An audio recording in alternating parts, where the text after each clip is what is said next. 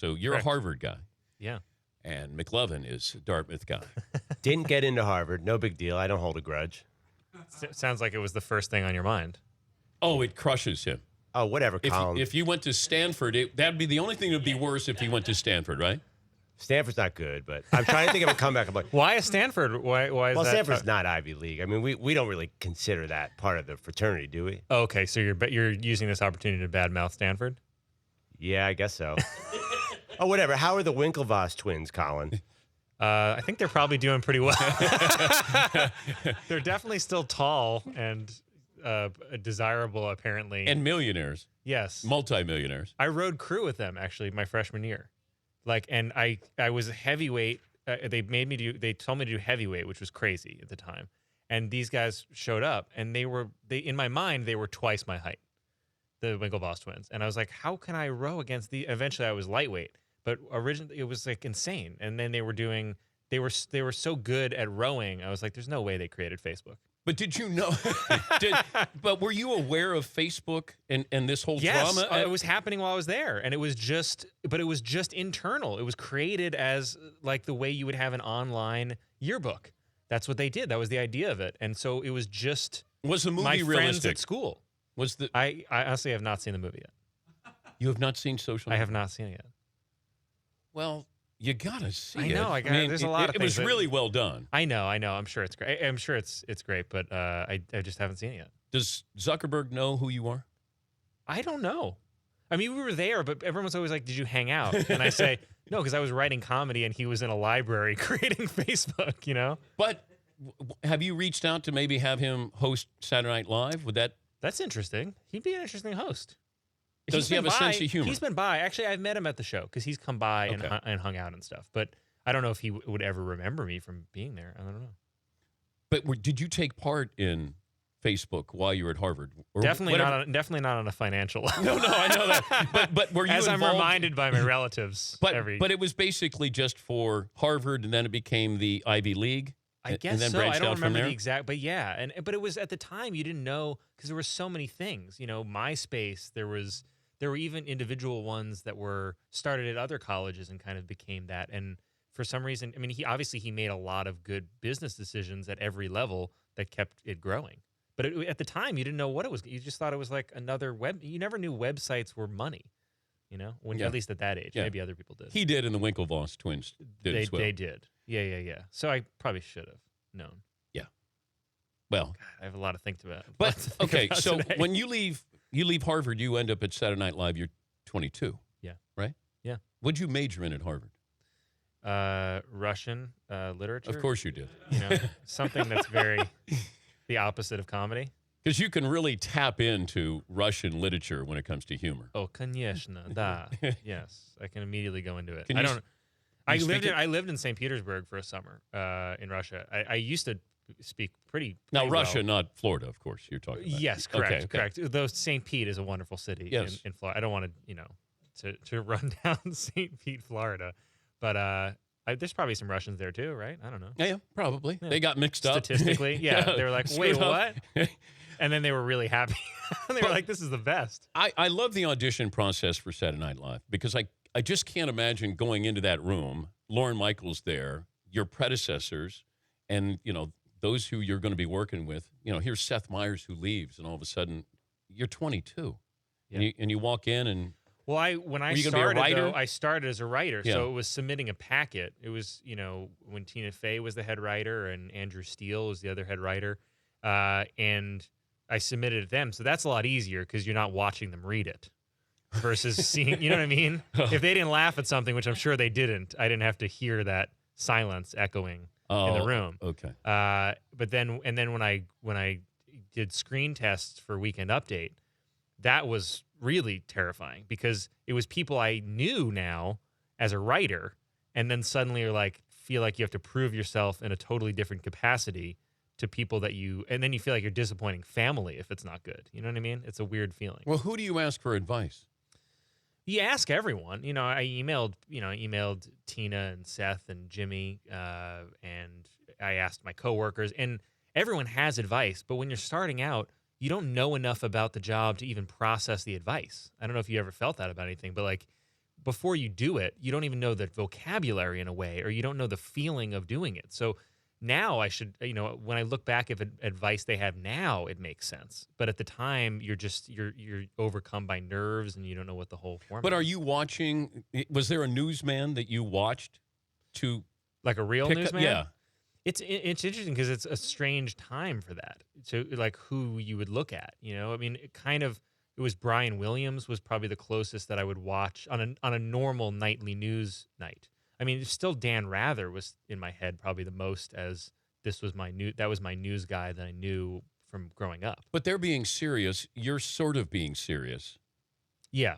And there's a difference there. Like, there's a difference. It's always nice to have a starting point, to have something that you can use as a foil in a way, or start with before you try to put comedy on that. But yeah, it's weird because in my era, I would watch Jon Stewart, or I would watch Norm Macdonald or Tina or Amy and Jimmy and those guys as much as I would watch regular news. So I didn't have as much of the regular news thing. I would think that one of the toughest parts is to not crack up because you're the newsman. Yeah.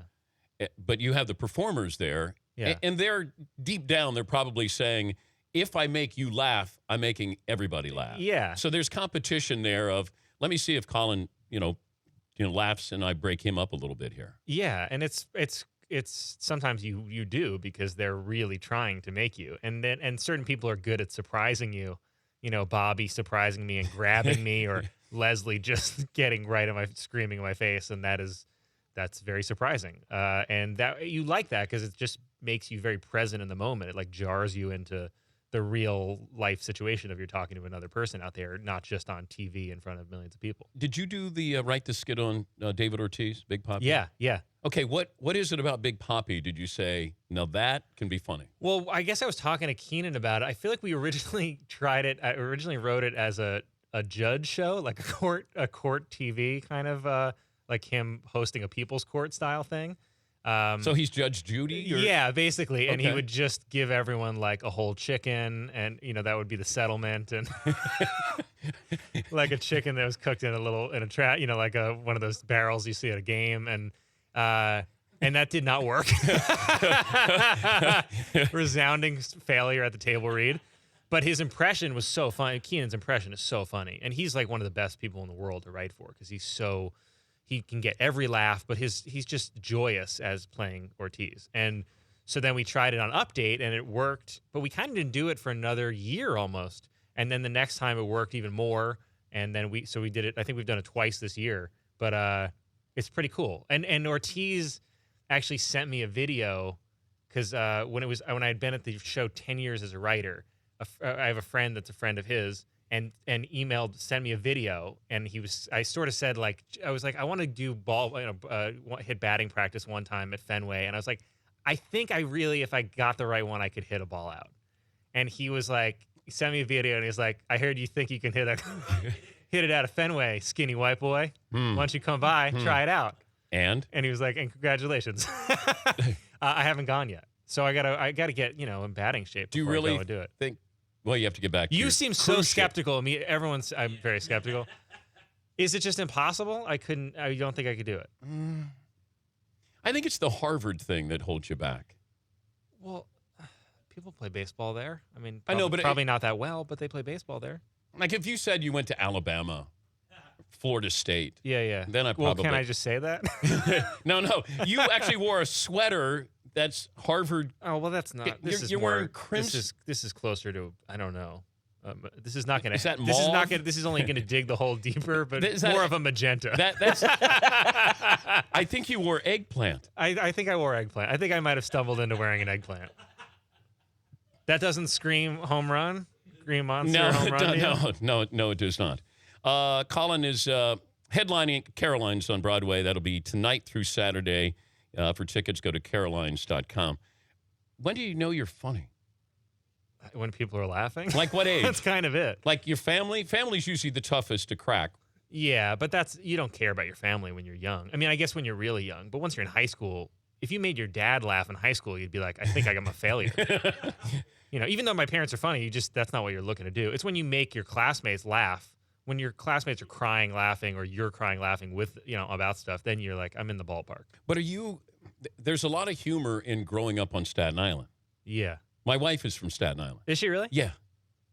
It's a fascinating place. But she got out, which is good. I freed her. You freed her. I got her off the island. Staten Island, obviously, has a reputation in a way. It's a great place. It's a great place to grow up. It's like idyllic. All parks. All I did was play sports growing up. It was like you had everything there. But you also have places like Great Kills. Like, I love that there's a place called Great Kills. Great Kills. Yeah. And there's a lot of mafia. In a mafia town. Yeah, exactly. We don't just have good kills here. We have the best kills. Yeah. But I remember seeing houses, mansions, no shrubbery at these mafia guys' houses because they didn't want anybody to be able to hide in the shrubs. Of course. So there's no shrubbery outside of the houses. I knew where the house where like the real life Godfather lived. I knew there were houses I'd passed that had glass broken from bullet holes that was not repaired for years. Like just like moved out and the house was there. So you drive by and like the awning at the front was glass and shattered by a bullet, and you knew that. That was the way of life. You didn't think. Did Gotti have a place out there? I don't know. Did he have a summer home? A summer home? Yeah. It's crazy. People used to smer on Staten Island. Yes. Like people from Manhattan and Brooklyn. There was a boardwalk, a thriving beach scene. There's still some. They filmed Boardwalk Empire. They used to film Boardwalk Empire at parts of Staten Island because it still had cottages from when it was a beach town. And you did a movie on... Yeah, called Staten Island Summer that's on Netflix. And we filmed at Great Kills at the swim club where I grew up swimming in my house, my childhood home, which my parents will never allow anyone to do again. And on my block. And it was crazy. All my relatives still live on my block. My parents live, my grandparents live next to my parents. All my cousins are there. Everyone is a fireman. And we went back, and it was like a weird filming in your hometown. It was cool. Were you there for the 40th anniversry? Yes. Saturday Night Live? Yes. So you hear Prince dies. Yes. And I have heard that. That news has trickled down. Did you, Mr. Weekend Update, did you reflect back on that performance by Prince, the after party? Yeah, it was surreal. It was among... Because that was impromptu by him. Impromptu. No one knew he was even at the party, and you knew people were at the party. And that's a big room. It's a big room, but everyone in the room you knew because either they worked at the show or they were Beyonce and Jay-Z and Rihanna, and then Prince they snuck him up, and it was like, and now Prince, and you're like, whoa. And even people, I was talking to Adam Sandler when it happened, it's like me already getting to talk to an idol of mine. And even he's like, whoa, Prince. That was the cool thing about the 40th was you'd talk to people, you'd be talking to Eddie Murphy, and you're like, whoa. And then he'd turn and go, Peyton Manning. It was so funny to see who people were excited to see, or someone, Giuliani's here. Like, what? Well, I don't know if he'd go crazy over it. Yeah, maybe not. That was the next person I thought of, but that was not what he Sandler, said. Peyton Manning, Rihanna. Yeah, Those are pretty good. Yeah, that's not bad. Those are good and then lineups. Prince. And then Prince. Dearly beloved. Yeah. And Eli is still one of my favorite hosts of all time because, I'm a Giants fan, and he's given us 2 titles, which is about all you can really ask for, maybe even in a lifetime. And you beat the Patriots. And we beat the Patriots both times, which is doubly sweet.